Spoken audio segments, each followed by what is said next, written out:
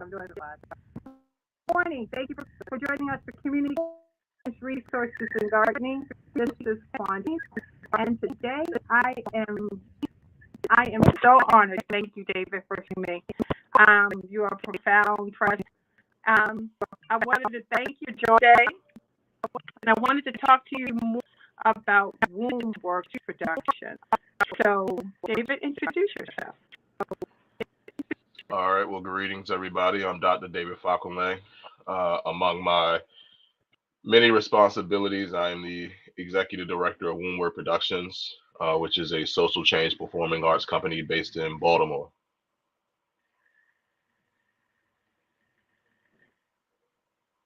Well, tell us about you, David. Tell us more about you. What do you do? What things other than drumming? Man, what don't I do? That's my problem. Um, so my main job is I'm a assistant professor at Morgan State University in the School of Community Health and Policy. I also teach as associate faculty at the Johns Hopkins Bloomberg School of Public Health. Um, Adjunct assistant professor at the University of Florida Center for Arts and Medicine. As I mentioned before, executive director of Wombwork Productions. Also, co-founder and CEO of Discover Me, Recover Me, which is an organization that utilizes storytelling as a healing practice. What else? Part of the Maryland State Arts Council as a counselor. Part of the Baltimore City Trauma Informed Care Task Force, chair of the Maryland Lynching Truth and Reconciliation Commission. So I stay busy, Kwanzaa, you know that. But I mean, everything is revolved around. And plus, you are a drummer, drumming. Oh yeah, that's and that too. So, Right? how, yes, that's how I met you through your mom, Mhm. Yeah, Dr. Mama no doubt, with the no doubt. file. Tell me some more. Um, Definitely. So tell me more about Wombworks Productions and what is the purpose? What was the purpose of Wombworks, and what are you doing now? What are you doing now Yeah. in the So community? Wombwork was founded 25 years ago by three Black and Indigenous Mm-hmm. women, three mothers, three artists who were looking for a safe space for their children.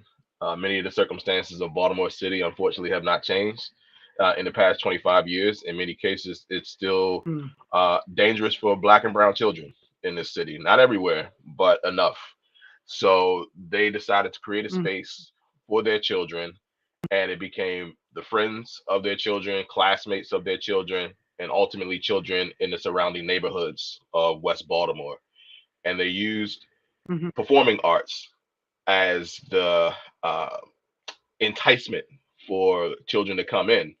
And it wasn't just learning about being on stage and putting on Mm-hmm. theatrical performances, but it was the opportunity to tell the stories of the circumstances in the communities that the children represented, myself included. So I joined Wombwork back in 2001 at the age of 14 years old.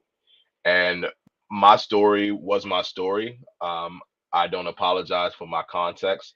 And yet there was an opportunity for me to share my Mm-hmm. truth as a part of this larger narrative about, again, the challenges that Black and Brown children faced in Baltimore and still face in Baltimore when it came to very important and sometimes difficult issues to talk about. And we mean HIV/AIDS, we mean interpartner violence, we talk about gang violence, we talked about sexual assault, child sexual assault.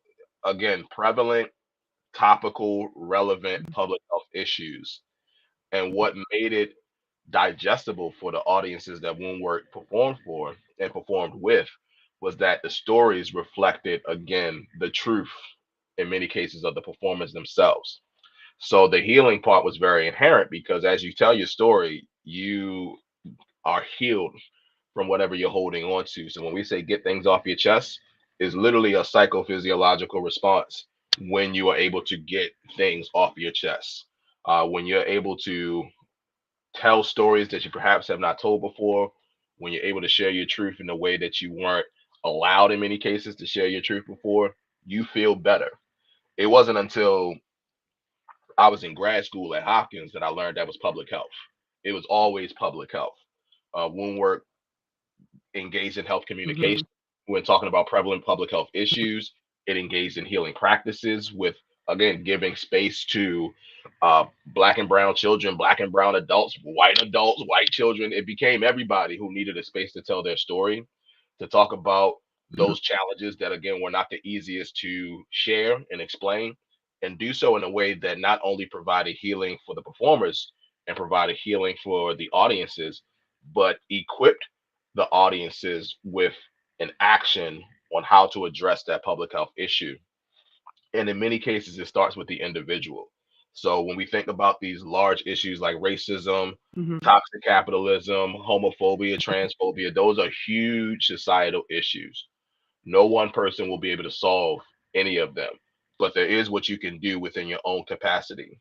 And the performances that Woundwork puts on, the arts instruction that we do within schools across Baltimore and the state of Maryland, ultimately show that we Mm-hmm. are enough as human beings, and that we have our own capacity to address these long-standing societal issues.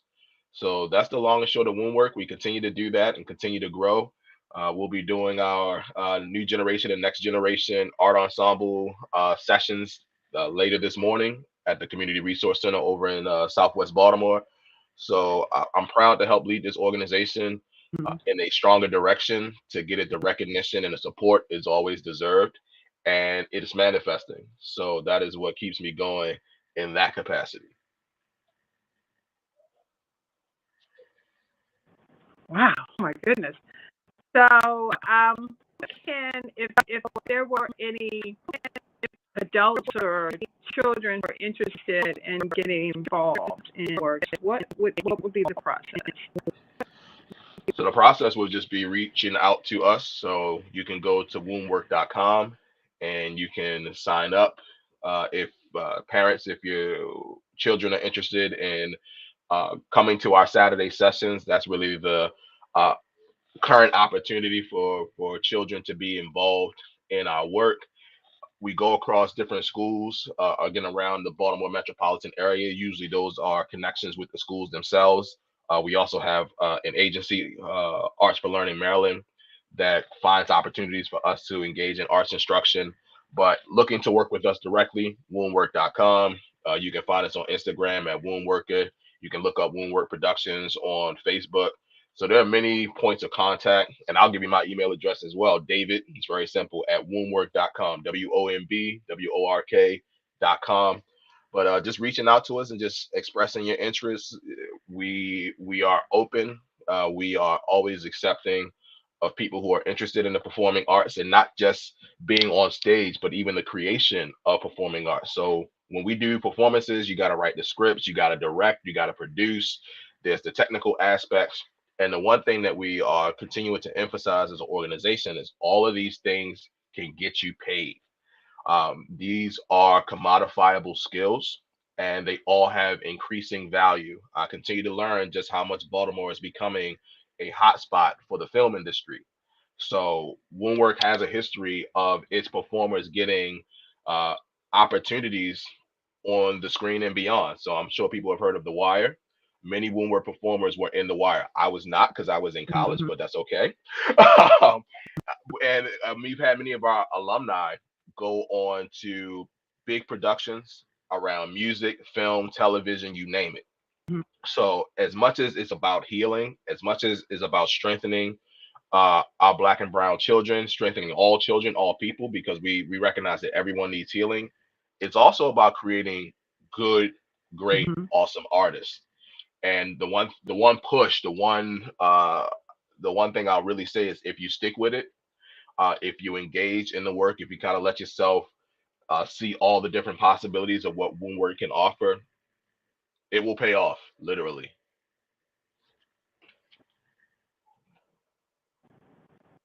I may be checking you out myself to write, and so I'll make maybe, excuse me, calling Wombwork myself. So,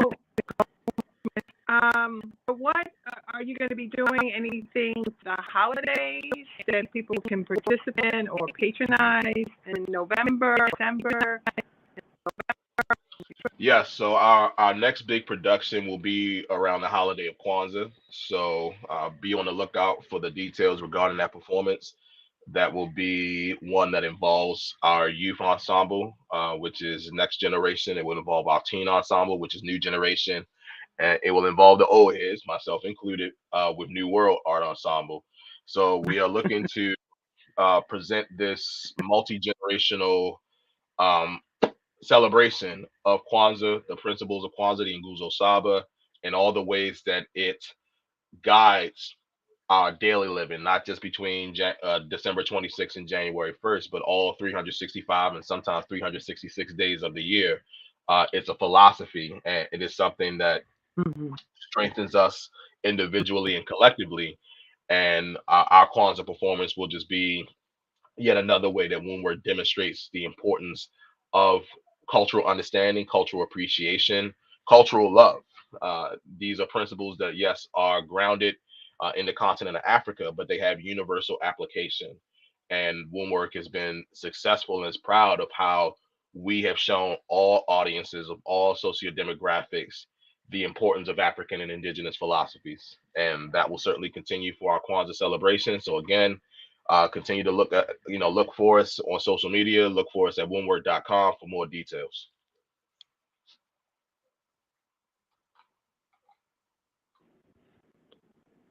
Um, so let me get my question. All right. So you have different levels for teenagers and for young people, except Mhm. all children, no matter what color are.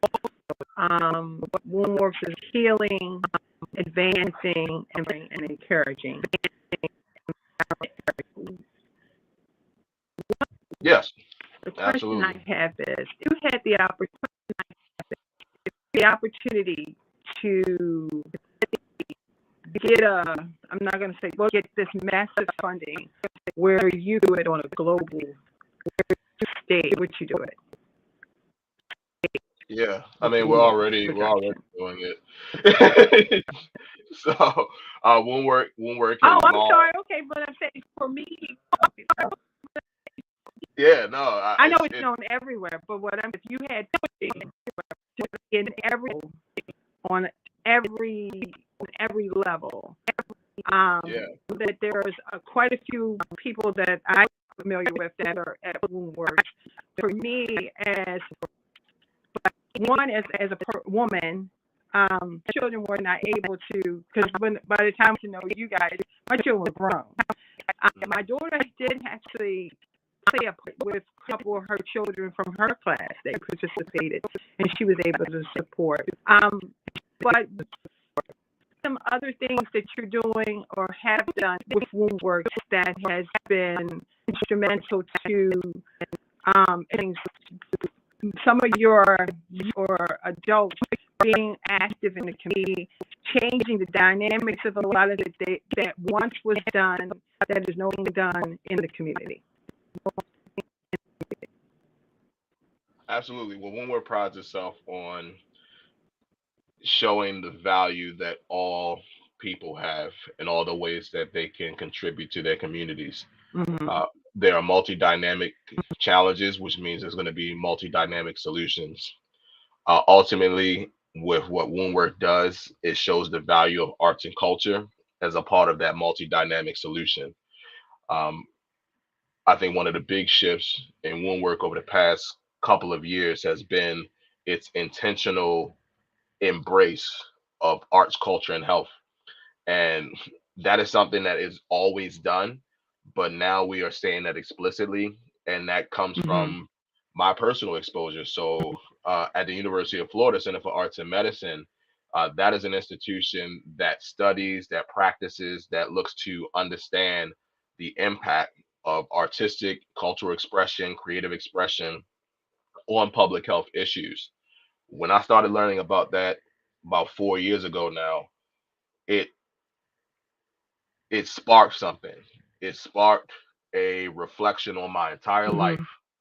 And when I thought back to all the things that I've done in arts and culture, whether it was the Sankofa Dance Theater, whether it was the Griot Circle of Maryland, being part of the Growing Griots, whether it's part of Masoya de Bienkabi, whether it's being part of uh, Wombwork Productions, all of those artistic and cultural and creative outlets that I had, including the National Great Blacks and Wax Museum, huge shout out to them. At the core of all of that, I felt good doing it. Drumming, dancing, singing, Mm-hmm. acting, historical portrayals. I felt good doing it.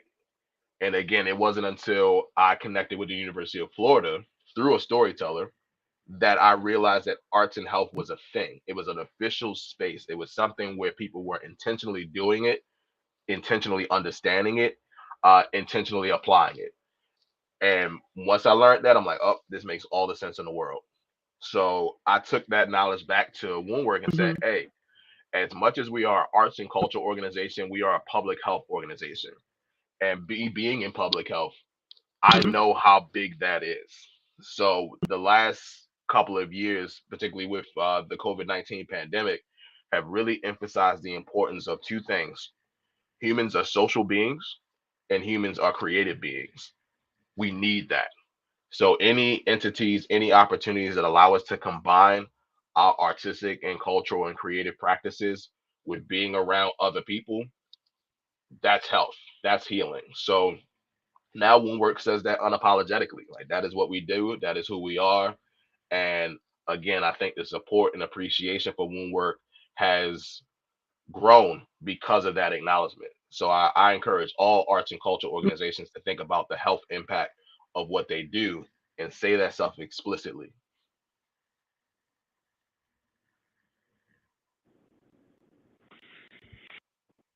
Wow, that's profound. Profound. Because I mean, your whole thing is very intentional. And then to be the executive director of an organization that's intentional, that is profound. So if someone were to partner or make a contribution, where would they go? Who would they talk to? What would they need to do? I would say anybody that wants to collaborate with Woundwork can talk with me. Like that's how it usually goes. Okay. Again, reach out, via email, reach out through the website, through social media. We are always open to collaboration. Um, to me, as long as you're in alignment with what we aim to do, you're good. We pride ourselves on collaboration. We pride ourselves on partnership. We do none of this stuff alone. We're not meant to do it alone. So I certainly hope that people are encouraged to connect with us, to think about their creative talent, what they want to what they want to build up in terms of their creative talent. You don't have to have it all figured out to work with us. We are about cultivating skills. We are about cultivating possibilities. So again, yeah, if you're interested, reach out to me. Don't be silent. I am very approachable, believe it or not. So yeah, we welcome the opportunities for people to just share and express their interests. And if they see an opportunity to collaborate with us, do it. I just say, um, I am so honored to have met you. Also, very proud to have met you because you have a presence that is just very powerful. I mean, you don't even talk, and you can just come. I'll never forget we were doing something with public health, and I had some students that I had working with me at the center, and you had came and you were drumming. Before you drummed, you were speaking to all of the higher ups that were in the room, and they felt accountable. I mean, it was like you said what you had to say, and you went on to drum.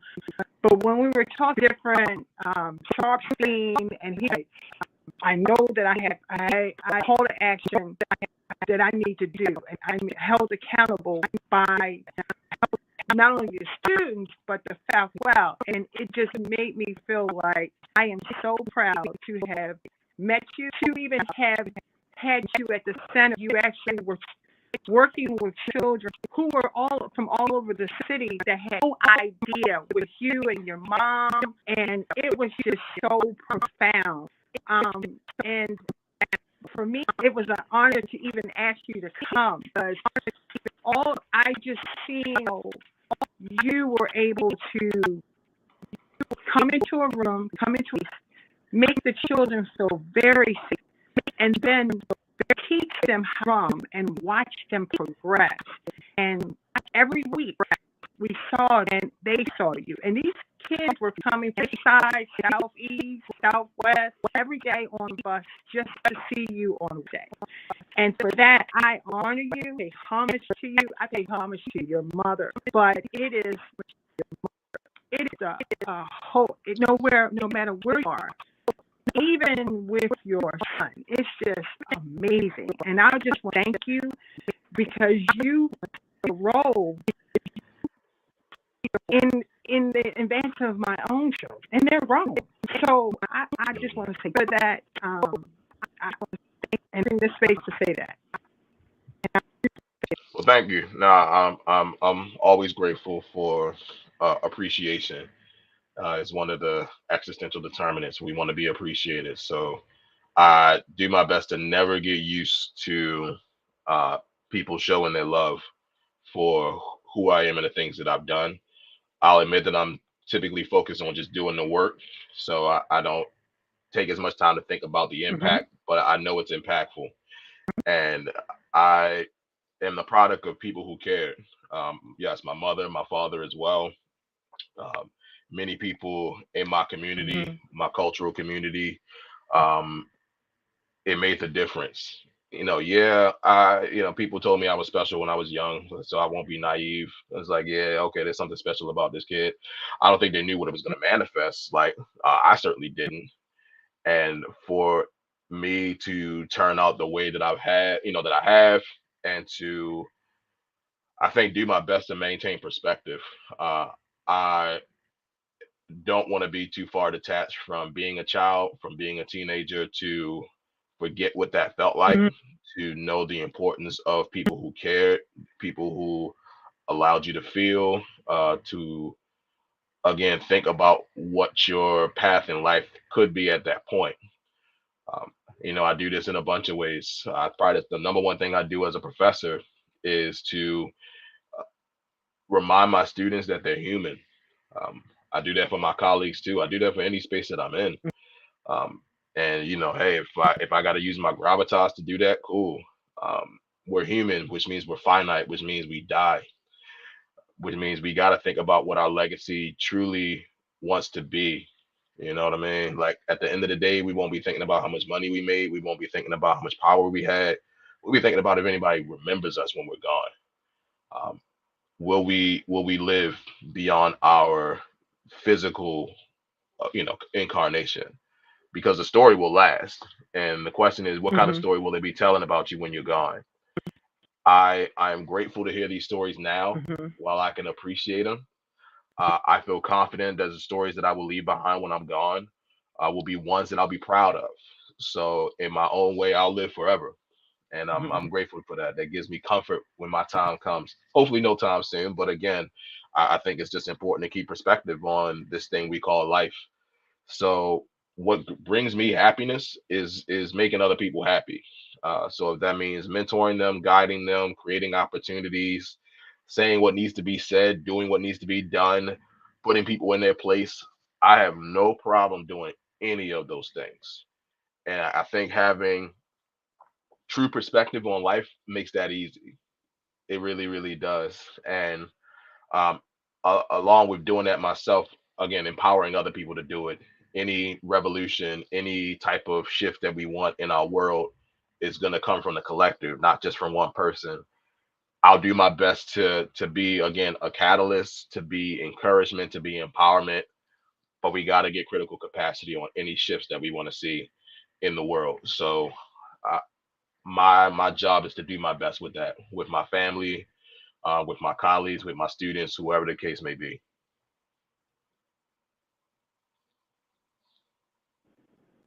So you just answered the one question that I said. What do you want your legacy to be? So you pretty much answered that. No, you did. Well, if okay, so story, your legacy. Do you feel that Ball City needs to incorporate more um, programs like yours to tackle the the situation they have right now with the squeegee boys and Mm, um, the opiate, mm. heroin addiction, people that are walking around, the homeless. Um, do you think that Baltimore City government needs to utilize your services because you're dealing with health, you're dealing with healing, real truth, their real truth. Mhm. And if that opportunity was to you, would you take it? So here's what I'll say: the Baltimore City government knows where to find me. I am not a stranger to Mm-hmm. them. So for me, again, I'm busy Mm-hmm. doing the work. When they're ready to find me, they will find me. Um, they will find Wombwork. They know that Wombwork exists. They know we have a track record of success when it comes to mental, emotional health, social health. They know that we utilize arts and culture to address public health issues. They know what I do around public health issues. I'm already connected with the city government through the task force. So for me, um, Mm-hmm. I see all the things that are happening in Baltimore, and I believe everything in due time. I really, really do. And I have to remind myself of that all the time. I see many of my friends and colleagues going off to incredible things, and I have my moments of envy and jealousy. I'll be honest, and I got to remind myself that comparison is the thief of joy. So when I take a step back and look at who I am and what I've done, I have nothing to complain about. I'm exactly where I need to be. So when the time Mm-hmm. comes, I will be in the spaces that I need to occupy, and I occupy a bunch of spaces around the country, around Baltimore, around the world. I'm good. You know what I mean? Like I'm good, and Mm-hmm. so I say all that to say that even the highly successful people still deal with envy and jealousy. Sometimes we still have um, our insecurities. You know what I mean? But in terms of what needs to be done in this city, it's simple and complex at the same time. So we can talk about squeegee boys. They need jobs. They need legitimate jobs with They need. benefits so that they can take care of themselves and in many cases their families. Let's not be naive about why they're doing this. Like the squeegee thing is a tale as old as time. You can go to any country around the world, you'll see the same thing. It's just a surefire way to make a few bucks, but they're doing it because they have no other options. So if the new initiative is going to give them jobs Right. and education and training, cool. And hopefully it will address the issue. But then you also have to think about the circumstances that many squeegee kids and squeegee men are dealing with when it comes to not being able to properly Mm-hmm. address social health, emotional health, psychological health. What are the challenges that they are facing in their communities, in their families, in their homes? It has to be holistic. So addressing one aspect of the issue is not addressing the totality of the circumstances. You got to. So I hope that this initiative does that. And if hey, if Brandon, oh, well, Brandon Scott knows where to find me again. They all do. So I'm not hard to find. Woodwork is not hard to find. So it's not so much a if, it's when. And but from our standpoint, Wombwork is Mm-hmm. just going to continue to do what it does and continue to grow its success and grow its impact. It's already got 25 years of impact. In many cases, on a shoestring budget, that's going to change now Mm-hmm. because we're starting to get the financial support to really take our work to the next level. We're going to get the attention of people around the city. We already have, but it's not about getting their attention. It's about doing the work Mm-hmm. and showing the impact of what arts, culture, and health can do. So yes, the door is always open to anyone from the people to City Hall. We don't care. Again, they're all human anyway, so we know how to put people in proper context, if that makes sense. It doesn't matter how powerful you are when you're in our space, you're human, and it's hard to deal with that for some people, right? Just to be human, Mm-hmm. but we do that with love. We do that with understanding. We do that with compassion. So it's about, again, the individual healing that a lot of people need to engage in, but then translating that to collective healing and thinking about the challenges being addressed in a holistic way, economically, psychologically, systemic, all of it. The answer is all of it. So that's what we look to do, is to contribute the way that we know best.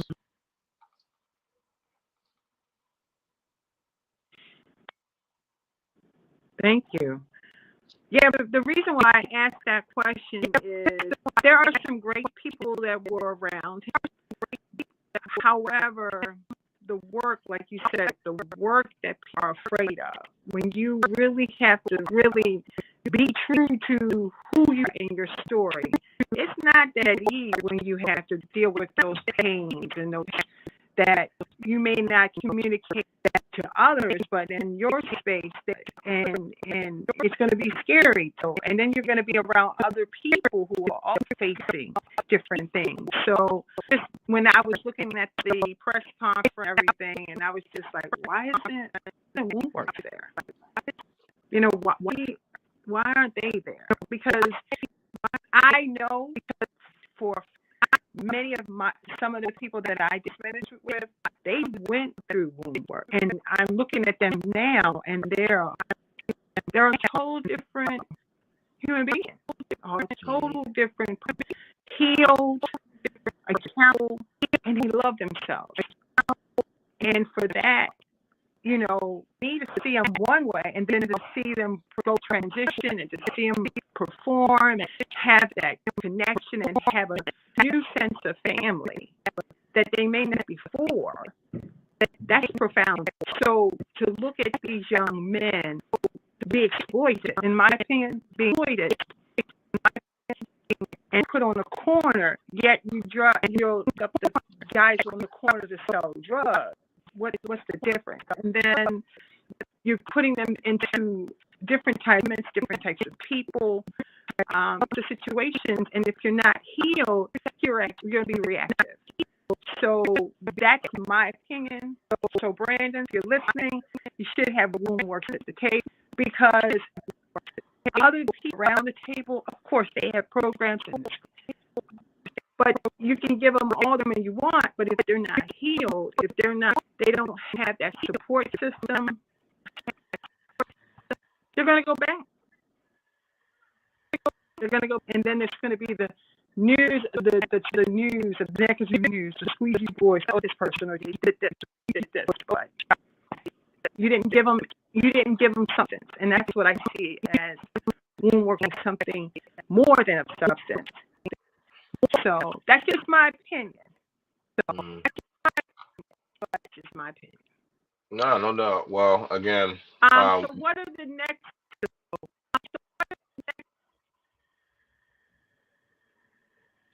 What's next?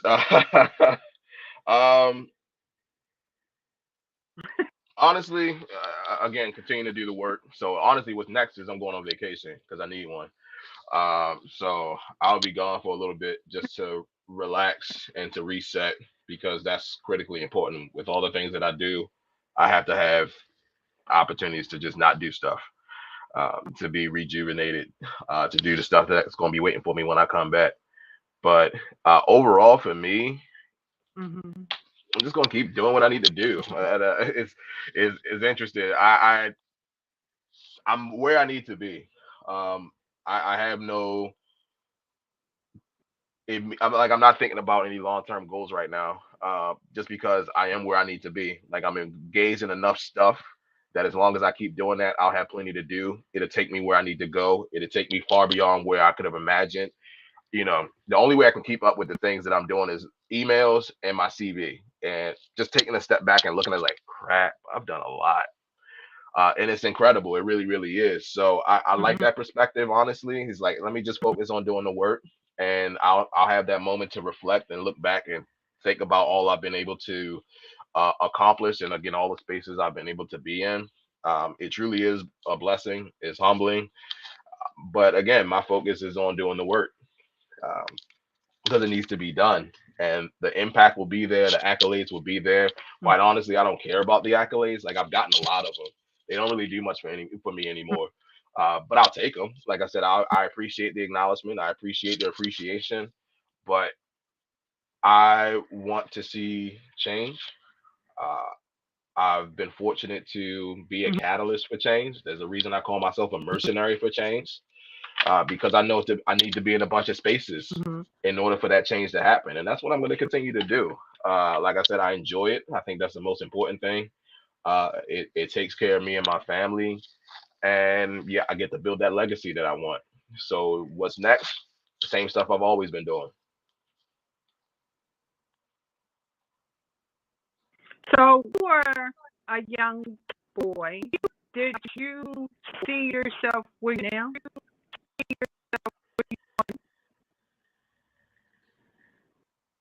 If it was up to me, based on where I was as a child, I was going to be a firefighter. Or I was going to be an aerospace engineer. So it's just a reminder of Okay. like I didn't know anything. Right? I and that's what I encourage, children, young adults, teenagers to embrace. Don't be scared of the reality that who you are now is not going to be who you are later on. Like it shouldn't be. And if I was close to the journeys that I was supposed to take in life, I would not be where I am now. But in retrospect, this is exactly where I'm supposed to be. Nothing makes more sense than for me to be in arts, culture, and health. Nothing makes more sense than for me to utilize storytelling the way that I do. It's not just because it I think aligns who I am as a person, but it resonates with everybody. That's the one thing I've learned is really confirmation that I'm where I'm supposed to be. I've yet to have any person in any space, and I'm around powerful people all the time who fundamentally disagrees with the importance of storytelling in any aspect of society. And I'm the guy that's usually the one, Mhm. bringing it up. But no one challenges it because they know I'm right. So I'm sure that living my life with this truth helps a lot, but I'm not trying to keep it to myself. Like I want everyone to Mhm. embrace this truth. I'm not prognosticating. I'm not preaching. I'm not prophesizing. It's just the truth. We are defined by our stories. We tell stories all the time. It's literally how history is shaped. So having that awareness Mhm. changes everything. Storytelling is everywhere. It's like, I'll get biblical just real quick. The forbidden fruit. Once the forbidden fruit was eaten, Adam and Eve's eyes were open. So same thing with storytelling. Your eyes are open to everywhere that narrative is. And it can make you that much more effective in anything that you do. So I cannot, um, and again, it's the way my life has gone, right? I got connected with storytelling at 9 years old through Mary Carter Smith. If you don't know who Mary Carter Smith, and I'm not talking to you, Quan, Mhm. just specifically anybody. If you don't know who Mary Carter Smith is, look her up. No. This was a giant in Black storytelling, and I was honored to be one of her last proteges, me and my sister, before she transitioned. And I would say she was a prophet. You know what I mean? Maybe she knew where I was going with this, but I didn't. But having that opportunity to learn from, again, a giant in Black storytelling, to be equipped with these skills and just a perspective on what storytelling is and does, and Mhm. certainly finding my own way to use it, it completely changed my life. So one of the other things that I tell people is think about who allowed you to be in this place right now. All right. It's people. It's people who cared. It's people who loved you. And you should embrace that. You should yeah, you should appreciate that. So I think about Mama Mary all the time. Anytime I do a presentation, I invoke her name. It usually makes me cry when I do, because I know how elemental she Mhm. is in my life. She's been gone for 15 years. It doesn't matter. She's still here, because Mhm. she's a part of my story. She's a part of so Mhm. many other people's stories. So she's never gone. Um, and that's what I want people to embrace in their story. Think about who allows you to be who you are, and it is a who. It's not just a what. It's a who, because again, we are social Mhm. beings. We are connected to each other, and having that connection doesn't solve all the issues, but it makes addressing the issues that much easier when you can actually say you genuinely care about the people who you're trying to help.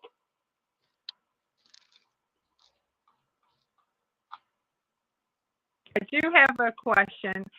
What do you think that mom and your dad were exposures, how they exposed you to different things, was a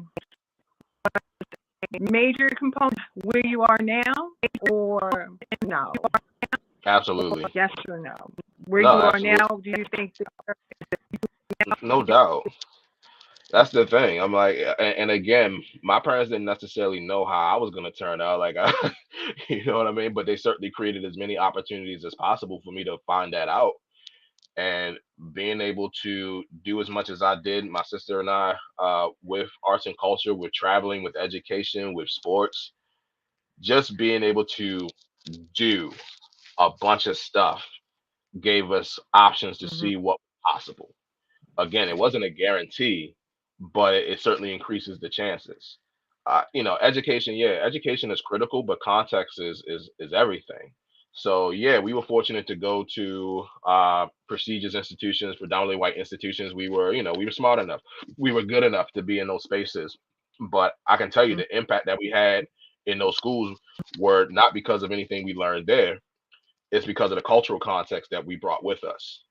So again, the Sankofa Dance Theater, National Great Blacks and Mhm. Wax Museum, Growing Greek, that's the stuff that Friends School of Baltimore remembers about David Fakunle. That's what the University of Maryland remembers about David Fakunle. That's damn sure part of my language, what Johns Hopkins remembers about me and why they keep me around, right? So it's the cultural context, it's again all Uh, those things that make us who we are that have allowed us to be as impactful as we've been, and that's all because of the exposure that my parents created for us, and that's why I'm eternally grateful to them, and I'm glad that I can still say that to their face, right? I don't take that lightly, that I can still mhm. hug them, kiss them, tell them I love them, and say thank you. And as much as I say it, I just try to demonstrate it.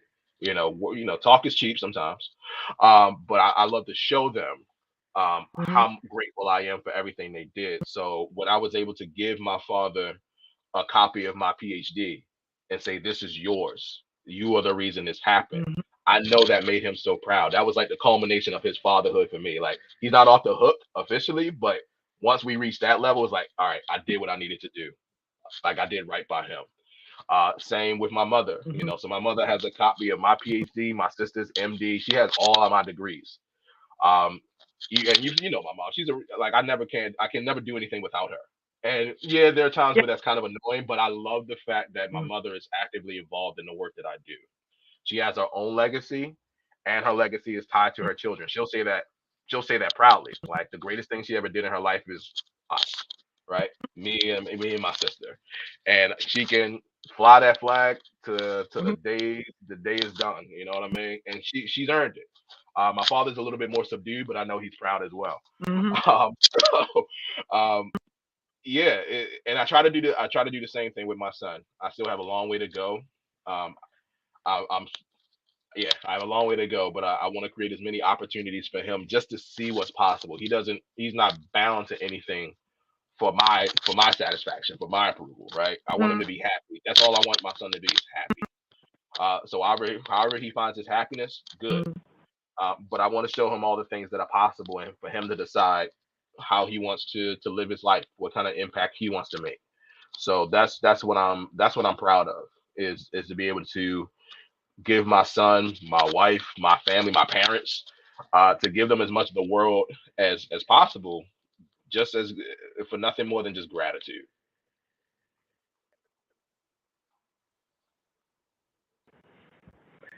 Wow. Yes. Because, well, like I said, Dr. Mom, because she took on the doctor too. Because when you guys, will never forget um, when you walked across the stage and when your sister, when you guys did the picture where you both standing with her, was she talked about when she came to volunteer with us at the center. That's she was esteemed. It was like we were living with her in Mhm. um, our happiness. But you are both you and your sister are definitely. She preaches that. She says it all the time. Um, you are her joy. Mhm. There is never a time that she say talking about David and Mary. You No, I know, know. and I know. that's the thing for me, uh, because so many children who don't get they get it from grandma, and sometimes they'll get it from mom. But for example, is uh, I will I would videotape, but it was a couple times come down to the center and just how the kids would just look like, oh yes, I'm my kid. I don't know what he does, but I'm gonna do something. And I was like, oh, okay, yep, you can. So what else would you like to talk with as far as Wombwork and any other of your projects that you're doing? So within Wombwork, one of the things that we've been working on for the past year or so is our existential determinants of health initiative. So, we talked about the importance of holistic approaches to addressing public health challenges. And this was our opportunity to take that to another level. So the existential determinants of health initiative is our holistic program working with people with any manifestations of trauma, trying to provide as much healing in these different realms of health as possible. So we're thinking about uh, physical health, emotional health, spiritual health, uh, mental health, and economic health. We started last year. Mm-hmm. We kicked off the actual programming earlier this year with the Charm City Care Connection.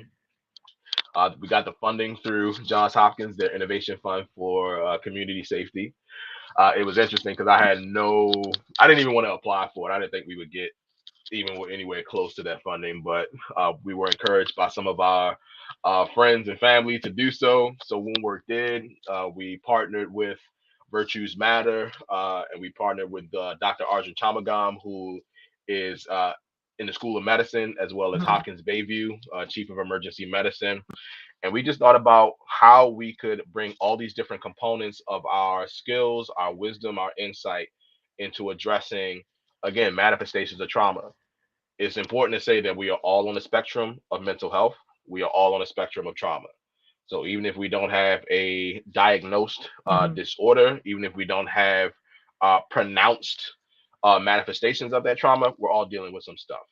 So we started working with people who are dealing with substance use disorder, opioid use disorder, alcohol use disorder. Some are in recovery, some were in active use. And it was our way of providing resources, providing Mm-hmm. opportunities to develop skills and community. A cohort, for lack of a better word, but really a community, a family of people going through the experience of arts and culture through wound work, looking at social emotional health through Virtues Matter, looking at physical health through Dr. Chamagam, looking at Mm-hmm. economic health through Fulton Bank, who's one of our partners, and trying to give as much of that love in a tangible way, not just saying we love you, but showing that we love you as possible for those that we had the opportunity to work with. So we served about 100 unique people uh, throughout the first iteration of EDOH, which is what we call it for short. We had a core group of 15 participants who really kind of stuck with us from the beginning to the end of the first year. It culminated with a performance at the Voices Mm-hmm. of History Street Fair at the National Great Blacks and Whites Museum back in July.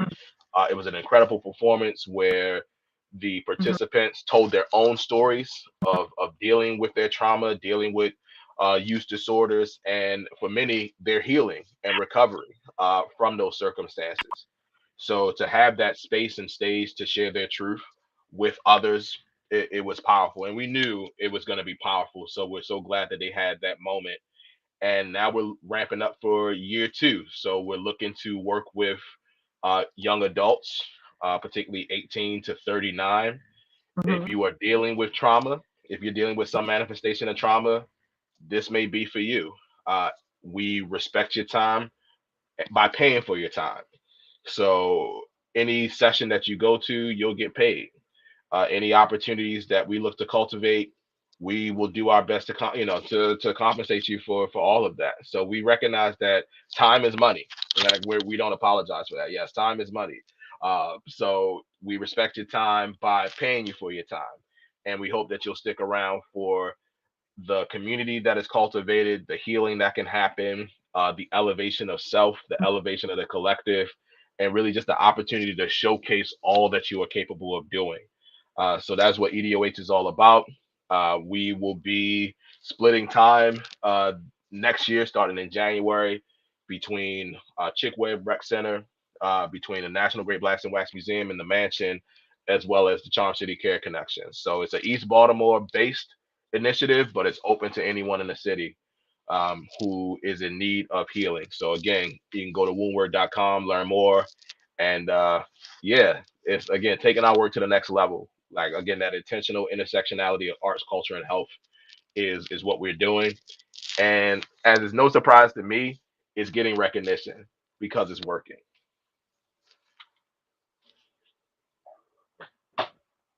Wow. Okay. I just learned. I need to go back on Wombwork.com myself. It's phenomenal because that works truly true to my heart. Trauma to the determinants because people don't say a lot of times they overlook it because they have to feed their families. So they put their mental health or anything in the back burner because they have to feed their family. I mean, as a single mother, I totally understand that because there are times when you have to play, what's more important, my children, making sure they have a roof over their head. So for that, thank you. I definitely would like to know more about it. So David, 8 minutes left. What is it that you would like the public to know more about works? What do you want to leave?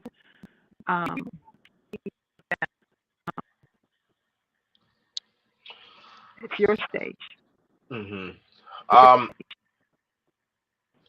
I think the number one thing I want the people to know is that we exist. So Mm-hmm. let's just start there. We exist. Um, I just speaking, personally, I've known for quite a while that I'm a unicorn, right? I'm a person, Mm-hmm. particularly as a black man, relatively young still, um, someone who's been able to achieve a hell of a lot in a short amount of time. Uh, Mm-hmm. to be able to occupy Mm-hmm. spaces that we typically are not in. I tell people when I was getting my Mm-hmm. PhD from Hopkins, there were no other young black men there from the whole time that I started in my department, from the time I started to the time I graduated. So I know I'm a rarity. I shouldn't be a rarity. I know it has a lot to do with opportunity and connection and relationships, not just aptitude and ability, but so be it. I want to create more space for people like me to be recognized for all their talents and abilities. I will be the person that again is in the spaces that we typically don't occupy. I'll say what needs to be said. People have evidence of this. I'll do what needs to be done.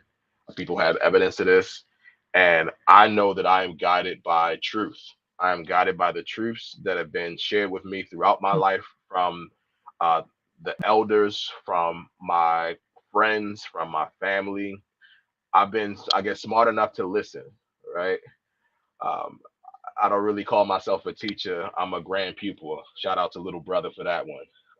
I just learn and absorb Mm-hmm. and I think compartmentalize and put things in perspective. And I guess what comes out is here's how I see the world. Here's how I Mm-hmm. think we can all be benefited navigating the world. Um, it's not as hard as we think it is. Yes, there are things that are difficult, no doubt, but there's a simplicity that we can use to govern our lives that makes it a little bit easier to deal with our challenges. Now, granted, there are systemic issues, there are structural challenges that force a lot of people not to be able to embrace and see the best of themselves, to manifest the best of themselves. I will never be naive to Mm-hmm. to deny that. And that's also part of what I want to do, is to undo these structural inequities, undo these systemic challenges that plague so many people, not just Black people, not just people of color, everybody. We live in a world where we live in a world where so few dictate the trajectory of the many. And I can't help to think about all of the ingenuity and creativity and genius and impact that never has a chance to manifest because of that. I know how blessed I am to do what I've done, to go where I've gone. And many times it feels like such a lucky draw, right? And that's frustrating because yeah, I know I put in work, my family put in work, and in a way it was a lucky draw. Like I was fortunate to be born to the parents that I had, right? That alone made so much of the Mhm. difference. Um, but there are ways we can better implement and cultivate opportunity for people who need it. And that's what I really, really want to do. There's so many unicorns that need their opportunity to roam, to do their thing. And I want to create the spaces for those unicorns to roam. I can only do so much. I'll do what I can. It is Mhm. my life's work. Mhm. Again, that's why I'm so set in my legacy. That's my legacy. That's what people will remember me for. This was a guy who cared. This was a guy who encouraged people to tell their story. This was a guy who told people their story mattered. That they should lead with their narrative. That they should be driven by who they want to be, who they want others to be, the best of themselves, to be guided by love. I know what a foreign concept. Yes, I'm driven by love. I am driven by respect. I'm driven by understanding. Like this is who I am. And so many people are those same things. And in most cases, they just need to hear it. That that's who they are. That's what they've always been. That's what the world needs, and that's what you need to do. And again, I'm thankful for the people who tell me that that's what I did for them. That's what makes me happy. That's what gives me satisfaction. That is what makes me content. So that when I do transition, when I do go to the next plane, I can say, you know what, I did what I needed to do, and I'm fine with my legacy as is. So let me go.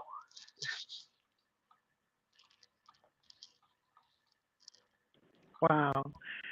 Thank you very much, David. Oh my goodness. I have to review this video over, this whole show again, because there are a lot of different things that you talked about. The wonderful work that you're doing, Charm City Connections, Charm City Air Connections, and um, you're, you're doing a lot of work out in the community. And for that, I thank you. You can always come on the show. You just let me know when you want to come.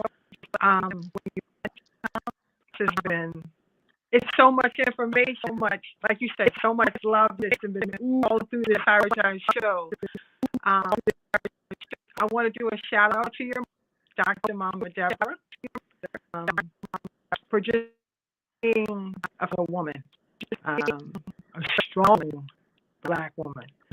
Um, there were times she, helped me in listening. I understand that love. I totally understand that, and I'm grateful for that. Is there anything else you would like to say before we end the show? I'll just end. Uh, Thank you. Thank you for this opportunity. And again, like I said, you know where to find me. So happy to do it again sometime. All right. Well, thanks for joining us for Community Connections, Resources, and Guard. I hope you have a wonderful, safe Saturday and holiday weekend. On that